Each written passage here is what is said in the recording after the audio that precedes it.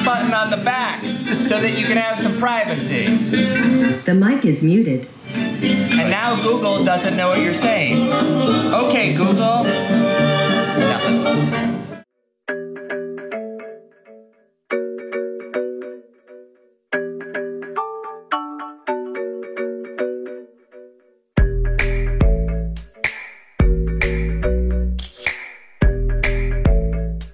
We have the Google Home today. I like this thing. It is not a great design.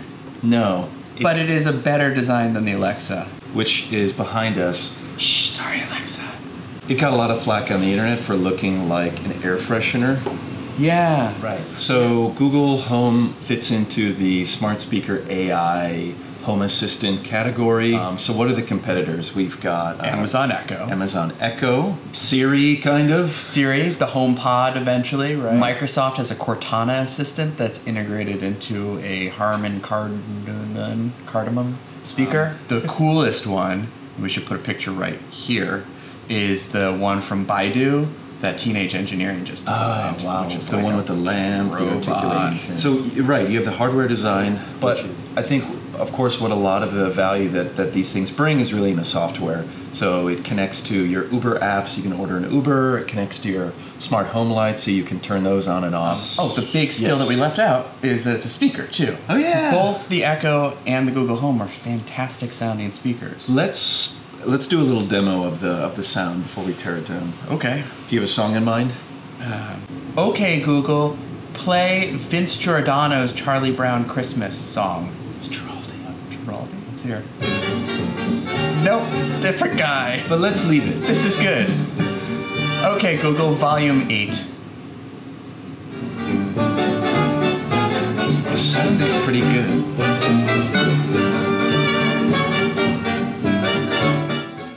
So, the first thing to note about the Google industrial design is that they wanted to make it integrate with your home. The theory there is that people have lots of different wall colors and like decors. So there's this decor ring thing that's covered in cloth. Google has this really nice signature cloth. This is the exact same cloth that we saw on the Daydream View. Immediately we see speakers. Immediately. Are they all speakers? No. This is a speaker. It's a 2-inch timpani driver. These look like speakers, but they're not. See, if I push on the speaker, you can kind of see this. Sort of like one of those squishy dolls where you squeeze the side and the eyes pop out? Exactly! Yeah. By doing that, you get basically 3 speakers out of 1 driver. These are called passive radiators. Passive radiator. Oh, son of a bitch. All right, should we crack into this thing? Yes.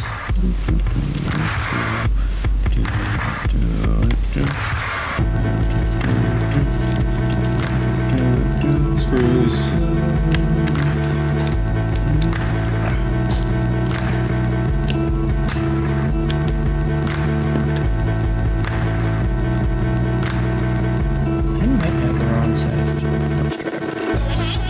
So as we've been taking out the screws on this, we've been feeling the housing start to separate and push itself apart. That shows that the screws were doing a lot of work to hold it in compression. Also, the screws have these really coarse threads, which is a sign that they're exerting a lot of force in this direction. So when they came out, the housing started to separate, and now that we pull it apart, we see that there is a sort of rubberized material in here that basically is a glue that holds the 2 halves together and keeps air from passing through, but doesn't require the complexity and engineering of designing a perfect gasket to go around that.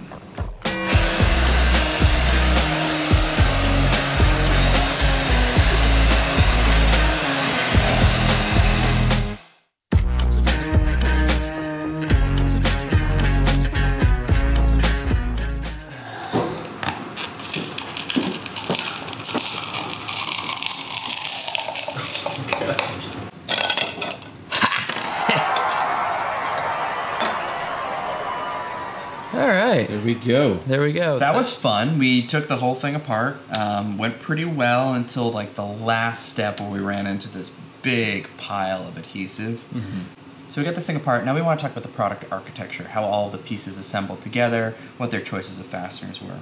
So the speaker chamber went together really nicely. It's held together with these really coarse self-tapping screws. There's a lot of force holding it together, and it creates that nice airtight seal.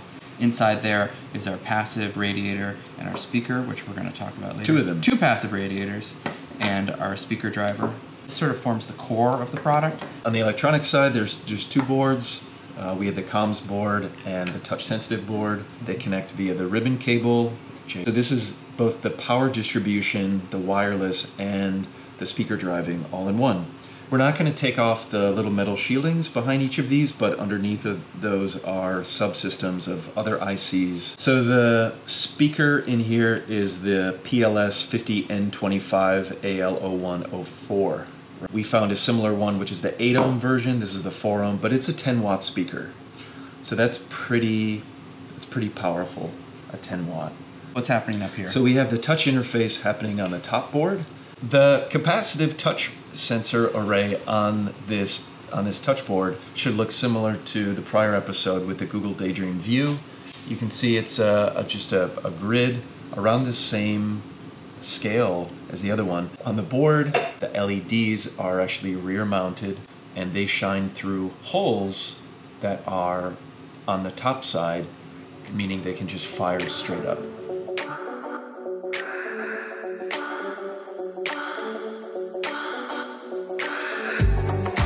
So we're going to talk about the microphone array on the top. This has 2 microphones. Alexa has 7. So in this example, we're just going to imagine that there's 3 microphones. Okay, so let's say we have this is sort of like the speaker. I'm going to call that the signal. This is the person talking. That's the person talking. So I am the voice. person talking. Okay, voice. So there's a person talking, and then there's either background noise like the bus or the hum of a 3D printer, or sort of like that. Or some a-hole trying to talk over you. So that's the noise. So we can represent these with sort of cones that are shooting out towards, in this case, we're going to do 3 microphones, and I'm going to choose a different color. So the idea here is that the noise is a different distance from one microphone than the signal is. So that distance equates to a slight delay in time. So as the signal hits the first mic, it's going to register something right away. The second mic, it's going to be a little bit later, and the third mic is yet later. And you have the opposite scenario with the noise. It's going to hit this one first, this one may overlap, and this one is at the end. The system has been engineered such that we know the relative distance between all of these. Let's put a time distance between each of these. So here we see, the time delay is different between the signal and the noise. If we line up the signals, which we can do in the signal processing, you'll see something pretty cool happen. Now we can sum these together, and the constructive interference of the signal grows the signal and depletes the noise. So what that looks like is a very large pink line and several small yellow lines. Cool. And because of using that time delay, we also know where the speaker is coming from. Right. Much like our ears, we're able to sense where a noise is coming from based on that slight time delay and the relative intensity of one signal hitting one ear or the other. So when you go talk to the Echo or the Google Home, you say a wake word, and that wake word triggers this digital signal processing system, and it's able to, at that point, identify where the beam is coming from, and with that, it's able to calculate these time differences that we see here. That wake word is critical in forming the beam, and then allowing it to do this following signal processing. So we're going to talk about passive radiators really quickly. You might notice we have a scale here. So what happens with the driver is that it is a full range driver. It's creating frequencies at the top and bottom of your hearing. It's great at making music, but because it's small, it doesn't have a great bass response. Yeah. So to add richness and add bass to it, they've used a passive radiator. This is in lieu of doing like a big woofer or something like that. The passive radiator lives inside a membrane. It's a heavy weight and it moves slow. It's a sluggish piece of metal. And so when this driver compresses the air inside the speaker chamber, it pushes on our passive radiator. And because of the weight of it, it's able to create a more low, bassy response. So online there are several websites that allow you to calculate your own passive radiator design. So in this case, it's giving us 3 inputs. The port diameter, which is... It's 2 inches, about 5.1 centimeters. You have a tuning frequency. In this case, this is somewhat arbitrary. It's set at 39 hertz. Most speakers are outputting between 20 hertz, that's at the very low end, and 20 kilohertz, that's at the very high end. But 39.4 hertz is like nice bass. There's the enclosure volume, which we've just estimated to be less than a bottle of water, so we went with 0.3 liters. That's about right. So that's about half the volume of this bottle. I think that's spot on. Yeah, so let's press calculate, see what we get. Boop. And we get 32.4 grams. This is 16 grams, there's 2 of them, 32 grams. Nailed it. Nailed it. So now we're going to talk about where this technology could be used or other ways that it could be applied into new products.